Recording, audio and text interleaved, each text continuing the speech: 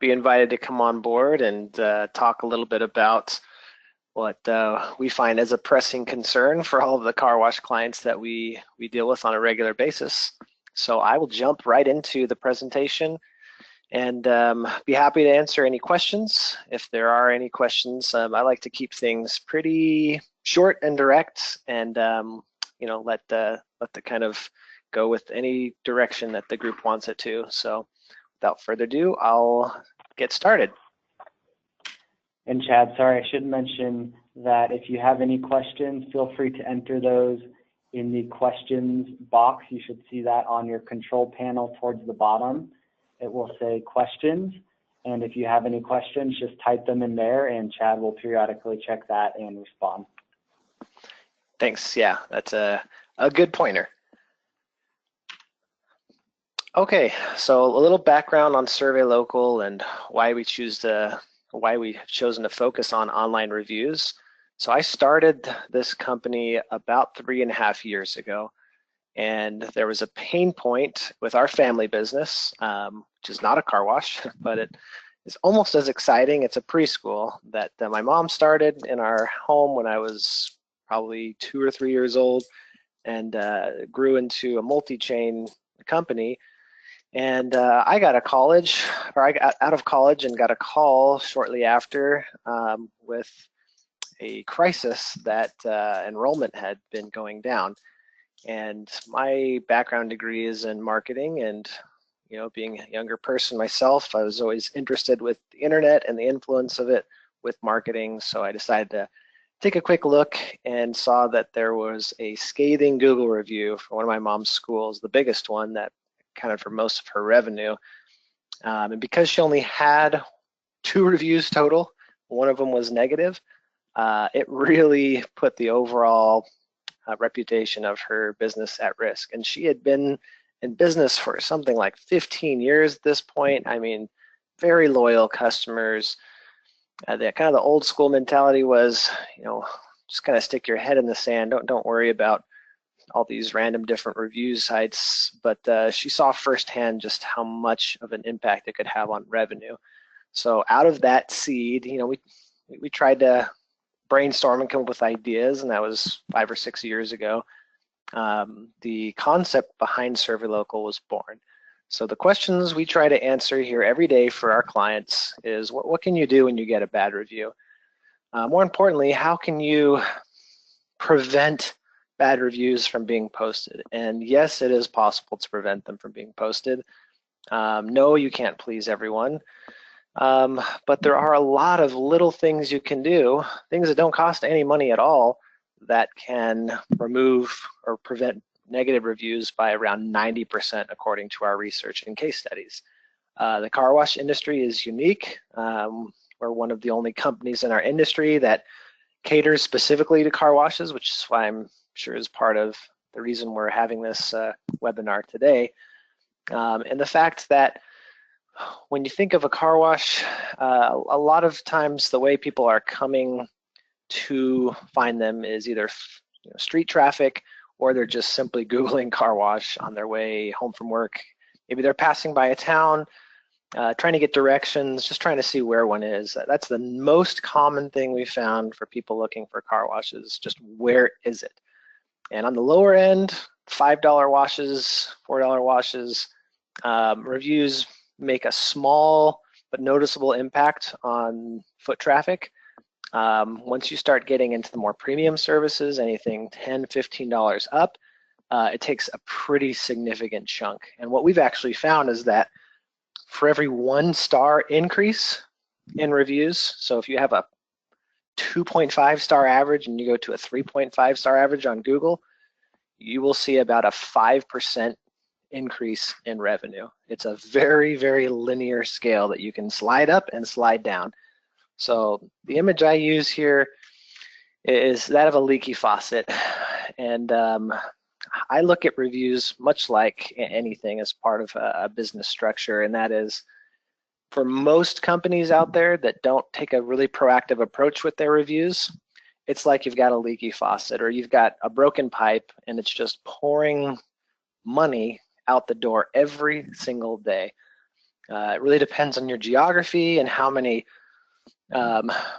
total washes you do on average per day or per month, but this can be anywhere from a loss in $500 a month on a very small, if you're maybe the only shop in town, whereas if it's more competitive and you have a bigger facility, could be anywhere from $25,000 to $5,000 a week or in a month in revenue that is lost.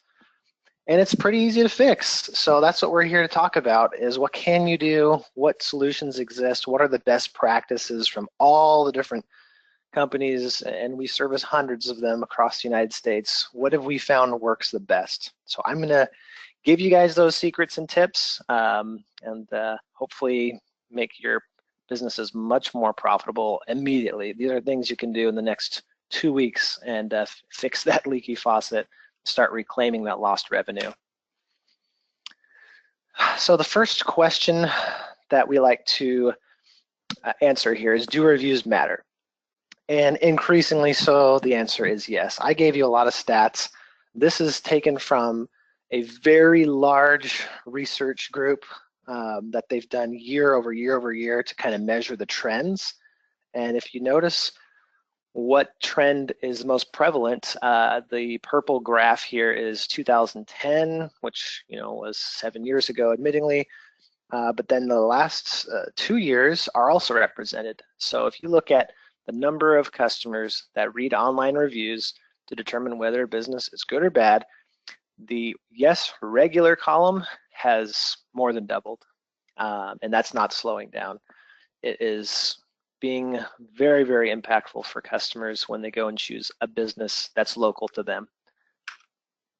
91% of customers will regularly or at least occasionally read online reviews. This is why, like I said, even if you're not too concerned about it, you should be at least aware of what's going on and try to have a plan to improve it.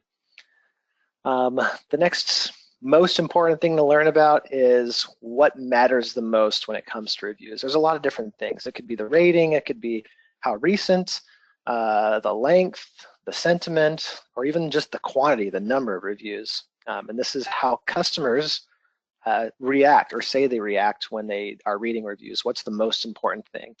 And some of these is pretty obvious, but the kind of surprising part to me was recency is one of the most important things. It's more important than the quantity of reviews and really the length and detail, so the quality, which means having recent reviews or having a plan to capture reviews and make sure they are recent is very important. So if you did something a year ago and got you a bunch of reviews, what we're finding out is those are less and less relevant and important to customers today. And then this shows exactly how recent a review is before it starts becoming not relevant to someone's purchasing decision. So the big takeaway here is that 73% of consumers think that a review older than 3 months isn't relevant.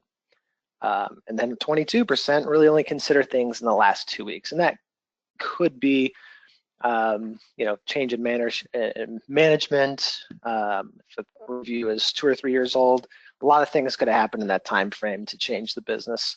So I kind of back that one up from personal experience. And then what question we commonly get from our clients is, what review sites matter the most? And in your industry, in the car wash industry, Google is king. And the reason's pretty obvious. It's where people are going to find you. They're looking for directions. They're trying to find which corner street you're off of, or recommend it to someone else. And the thing that I also think is very interesting from this graph is that you'll notice one review site is really losing out, and that is Yelp. So Yelp used to, it has grown, but it has leveled off in the past 2 years, and it actually has slightly declined in usage. So we tell our clients that, well, Yelp reviews, yes, they can still have an impact. Don't worry too much about trying to fix your reputation on that site if it's an issue, because less and less people are going there. Now, if you look at Facebook, on the other hand, it's exploded.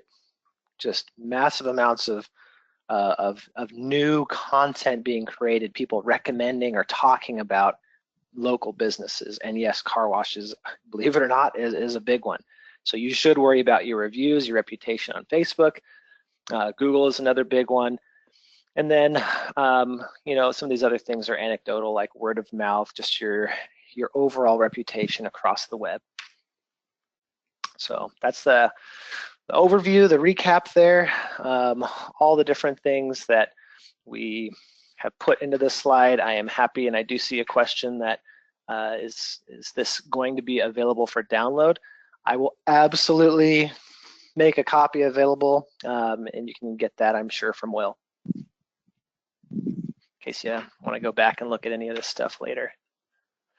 Okay, so next section here. Well, you talk about reviews, and you can't have reviews if you don't have a listing on a site.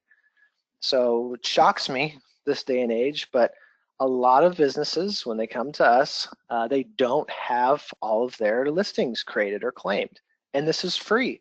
So, and you don't need to be a marketing expert to do this. And not just making sure you've created them, but make sure they're accurate.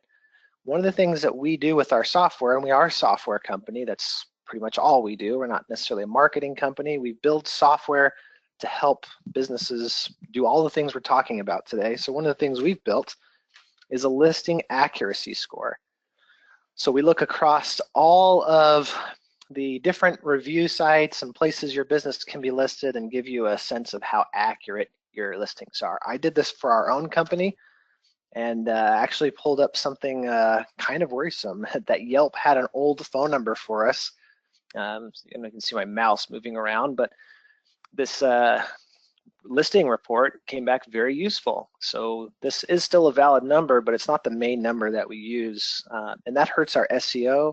It hurts our relevancy if someone goes there and they're seeing a different phone number on one site and a different number somewhere else. You want to have this stuff succinct. The worst case scenario is, and I've seen this before, someone, could even be a competitor or a past employee, marks your business as closed, and that gets somehow perpetuated out there onto the internet. So when someone looks you up on Google, it says this business is no longer open to take customers, and nothing turns off your flow of new customers faster than a major error like that.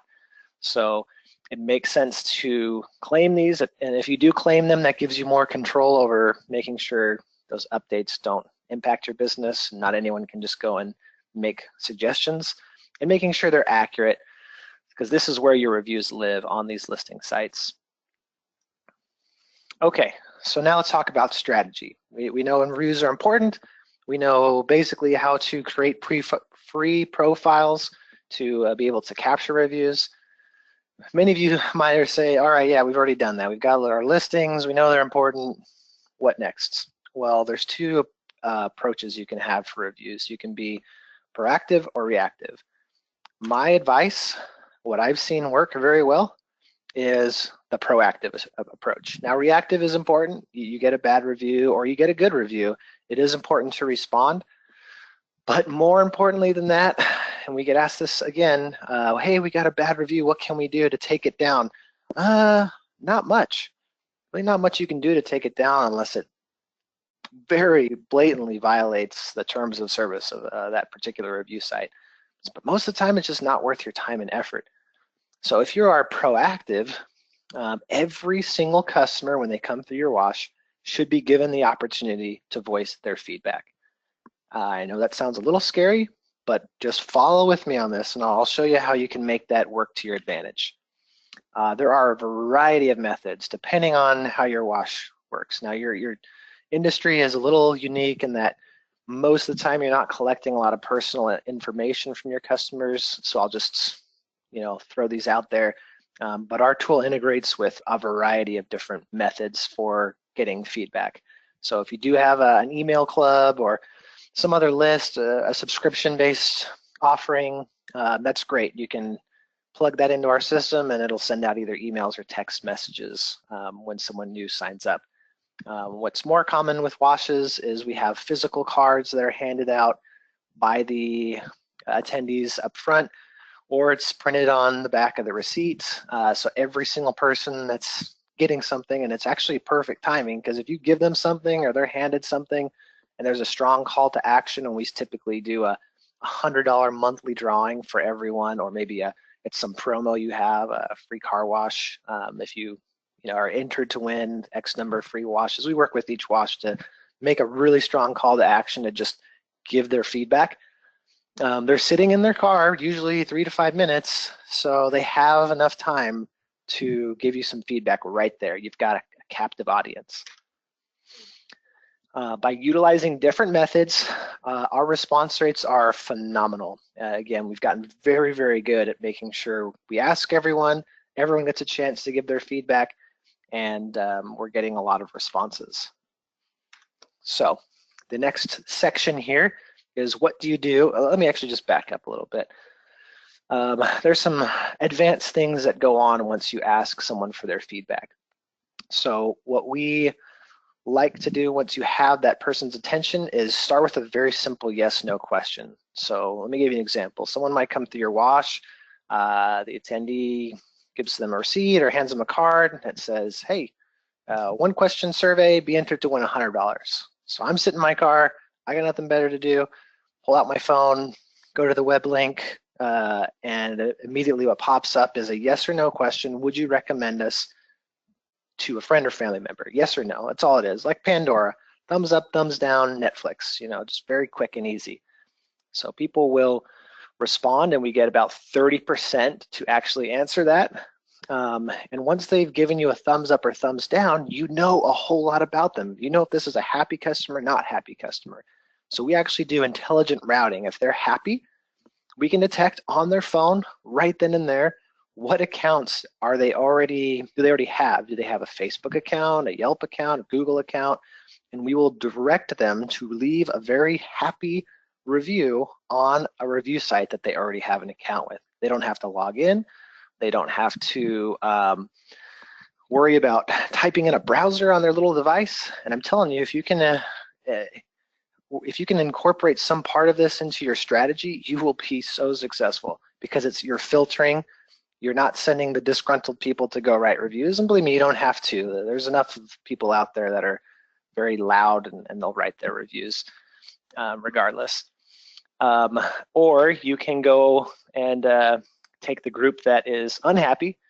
And for those customers that do say no, and it's probably a small percentage, it's going to be very, very easy to give them a safe place to vent. That's not Yelp, not Google. So our form just simply directs them to a feedback form where they can plug in their message and say, hey, I've been waiting here for 15 minutes, this wash is too slow, etc. Send, and you get a notification. So you know what the problem is, you can address it, and more importantly, you can put it in context. If you're getting 30% of your customers to respond, you're gonna know if this is just an isolated incident or if this is an actual trend you need to address. So having actionable insights is huge.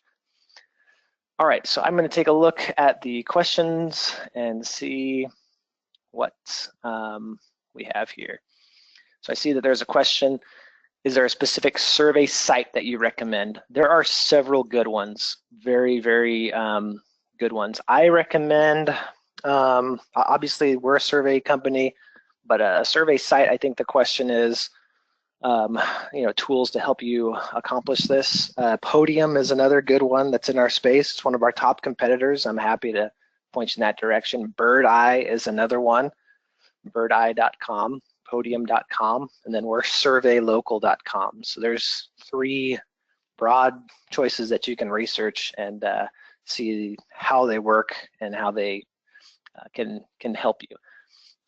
As far as sites go, yeah, I would make sure that you have your surveys redirected to Google, Facebook, and wherever else you want to collect positive reviews. So hopefully that answers that question. We're really getting to the very last part of this here.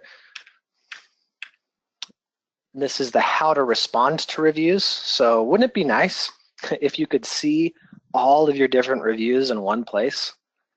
I mean, anytime someone writes a review, whether it's a survey request or whether it comes from your survey software or whether it comes from Google or someone just posts on like a mommy blog or someone likes you on Facebook, wouldn't it be good to just get all that information in one place?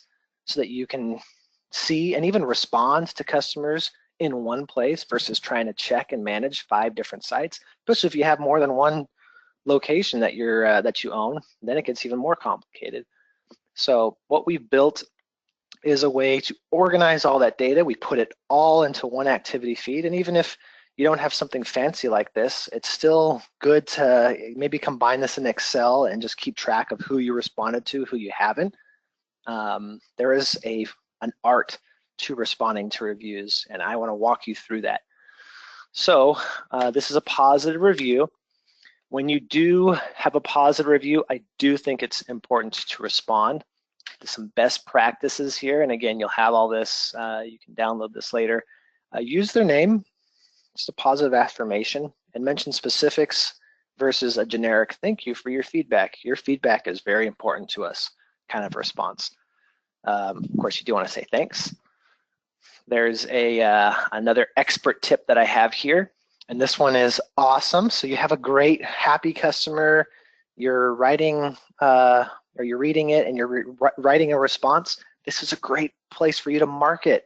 So put something in here about like a new product you have or what makes you better or special. So this is just an example, but you know, after you're responding, the team here at XYZ Car Wash is thrilled to hear you. Great feedback. We're proud to be one of the most customer service focused car washes in the LA County, whatever it is. So you're highlighting something that makes you special. It's a little marketing bit. And then you could say, hey, did you know next time you come in, you can get a subscription for $19 a month or whatever. That's probably pretty cheap, but whatever you have. And then now everyone reading your comments on the reviews is now seeing that marketing bit. Now, you don't want to do this every single time and make it super repetitive, but man, this is a good thing to just sprinkle in there because this is your free marketing right here, basically. All right, so now you get the negative reviews, and that's one of the more common questions we get. How do you respond? It's good to apologize, even if there was nothing you did wrong. This is the thing that my wife tells me all the time. Just apologize, and don't get combative about it. I mean, all these things could be applicable to marriage, actually, when I'm looking at them. And the best thing I can tell you here is to try to move the conversation offline. The worst thing you could ever do is get into a bit of an argument match where you're responding back and forth, and that's all being aired publicly. So I'm going to show you an example. Oh, the other thing is keep it short and direct. Don't want to make this a very, very long thing that gets, don't want to make the focus on the negative. So one example here. Oh, and the expert tip, I almost forgot. Don't repeat the name of your business or put any keywords because, and alternatively, you can put the name of your business in positive reviews. The thing about that is when someone searches for the name of your business, that turns into an SEO keyword. So you don't want to basically make your negative review responses more easily found when people are searching for your business name. Just a little tip. But something like, hey, we normally are really, really good at X, Y, and Z. We regret we missed the mark. Something like that. This is a generic example of, and I just want to point out here, this is a real example. We'd like to apologize for your negative experience at our dealership. We'd love to learn more. And if you wouldn't mind, here's a number. You can call me back and we'll take care of it. Man, if you see something like that, this company is serious about feedback. I would be much more trusting of taking my beloved car to a place that responds in this manner. If you're worried about putting your main phone number on there or your cell phone number, you can get a Google Voice number or some burner phone number and forward it to your cell or whatever you want so that you're not, getting inundated. That's usually not a problem. Okay, now if the bad reviews are fake or false, you can report them. There is a policy and there's a way to do that. I'm not going to get into all that right now because, I don't want to run over time too much, but just don't get stuck in that trap of trying to chase down the reviewers and trying to figure out who this is, if it's a real customer. Focus on just getting more positive reviews. That's the best strategy. If it's like a game of chess, and the best move you can make is to push down that one bad review with 10 more positives. You know, that's what we've seen the best. All right, last section, and this is short, just a one-page section. Once you have gotten some good reviews, it's not game over. There's still a lot you can do with that. So you can actually market your reviews in a variety of ways. So you're going to be, if you're doing a good job at this, you got a machine going, your guys are constantly passing out review cards, you've got surveys coming in. If you've got that synced up with a tool like ours or like Podium's or like Bird Eyes, then you're going to get a ton of reviews on Google, on Facebook, on Yelp. So yeah, that is great marketing. But don't stop there. I would put a badge, and all these main survey tools give you, a link to put on your website. And the reason why that's so important, at least with ours, is most businesses just put testimonials on their site, which is okay, but you can do better. You can put a live link to your survey results. And in this case, in our case, most testimonial sites list like, here's 5 testimonials from 20 years ago. Well, if you put a live link, this is going to constantly update and only show your most positive reviews, but it's going to be a huge sample size. So it might be 50, 100, 500 customers, and gives you a huge amount of clout and reputation above your competition as to why I would go here. And that we see this across the board with all of our car washes, is they have above and beyond. The reviews they get through our tool are just so high that you want to put that everywhere you can. So that is all I've got. Again, we have a link here, surveylocal.com, to learn more. We've got blog posts, educational things about very specific instances of and examples of how to respond, and tips for getting alerts for free from Google and Facebook if you're not already getting those. But that's pretty much all I've got. I don't see any other specific questions unless I'm, looking at this wrong, but I think that's it. Oh, let's see. There have been more questions. I'm just not, I'm not seeing them very well. All right, let me go through here. Sorry to skip over some of these. It's got this little window. I'm gonna try to expand it.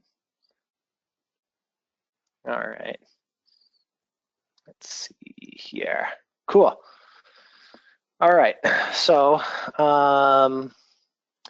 one more question. It's, what's the best way to encourage customers to review more? We get a lot of people who enjoy our wash, but not many take the time to write an online review. Yes, that is extraordinarily common. So you'll know you're doing a good job, but people may even tell you in person, and you may even ask them, please go write us a review, but they don't do it. The number one reason they're not doing it is because we're all very lazy. This was the first thing we ran into when my mom's business had that issue of that one bad review, and we knew for a fact that her parents were happy. 99% of them were, and we begged and cajoled them and said, please, here. We even like tried to sit them down in front of a computer to get them to write reviews. It was just, oh man, pulling teeth. So what I can tell you the solution is, you have to make it extraordinarily easy. The biggest thing that we've learned how to do with our software is to remove all of the little steps that are involved, because there's a lot of steps. If you just tell someone, hey, write us a review on Google. Well, first of all, they have to find your account on Google, and that may be easy, might not be. And remember, they're usually on their cell phone, so they're plugging around a little link trying to navigate. Then they have to find where to write a review, and that's not super intuitive. And then once they click on write a review, if they're not signed into Google, which not everybody is, in fact, most people probably aren't, it's going to send them to a sign-up page where it's like trying to apply for a mortgage almost. I mean, they ask for so much information. So you can understand why most of your customers aren't writing reviews online for you, because it's just too many steps. And they want to, but they'll hit one of those walls and they'll drop off. So with our tool, we have virtually eliminated all of that. So all they have to do is click on yes or no. Would they recommend you, yes or no? And if they say yes, we know they're happy, we take them to the right place. We even pull up the star rating for them. They don't have to click anywhere. They just start typing their response, and we know if they have a Google account or a Facebook account, and we send it just automatically. It's I like to say it's like magic, so that the amount of reviews you're going to get is about 5 to 10 times higher than if you try to do it on your own. All right, let's see, one more question. So you're saying that we should not be investing in Yelp as much as we may have in the past. Yelp is not being used as much anymore. My wife and I still use it a ton. In fact, we use it today more than ever before. Great question. I would not ignore Yelp. The data suggests, and I think this is a trend thing, like Facebook, for example. Facebook has a trend, which is kind of worrying, that the younger kids, millennials, and teenagers aren't using it as much. They've gone to other tools, Snapchat, Instagram, etc. But people still use Facebook quite a bit. I mean, my grandma even has an account now. The thing we're looking at, the specific behavior, is where people are writing reviews and engaging with reviews. So Yelp has not died. It's, if anything, still very strong. My general advice is you don't want to not ignore them, but don't ignore them either. It's kind of one of these things that if you can get some reviews there, great, but Yelp has a very strict policy as far as asking for reviews, and they have a filter where if you haven't written like 5 or 10 reviews already, then they won't show you reviews. So it's just really frustrating for a lot of clients to try to improve their Yelp listing, and usually not worth the effort. So in general, I would say just do the best you can, but don't worry too much about focusing just on Yelp. Focus on Google and Facebook more, from what I've seen. All right, let's see. Is there such a thing as being too wordy in response to a bad review? I would say, yeah, I would say absolutely. Again, my general advice is to move the conversation offline, because if you get too wordy, there's too much opportunity for people to take things the wrong way. And we've all done this before. You send a text or a post on Facebook or something, and someone just interprets it the wrong way. And when it comes to your personal life, maybe that's not a big deal, but when it's your business, that's a lost customer or customers. So I would try to keep it pretty short. Now, if there's something to be said and there's a story to be told, use your best judgment. But in general, put a link to, or a prompt for them to contact you directly. So that's my experience. Man, great questions. You guys, even though it's a smaller group, apparently I feel like you are catching on to this really, really well. So if there's anything else, one last chance, but I'm gonna get ready to close shop here, and appreciate your guys' time, and make sure you have access to this information after the call. All right, thank you so much, Chad. Thank you everyone for joining us today. If you have any questions, feel free to reach out to me. You have my email, and we'll also have this webinar featured in the members only section of our website, so you can watch it there. It should be up by the end of the day. Thank you for attending, everyone. Have a great day. Bye, everyone.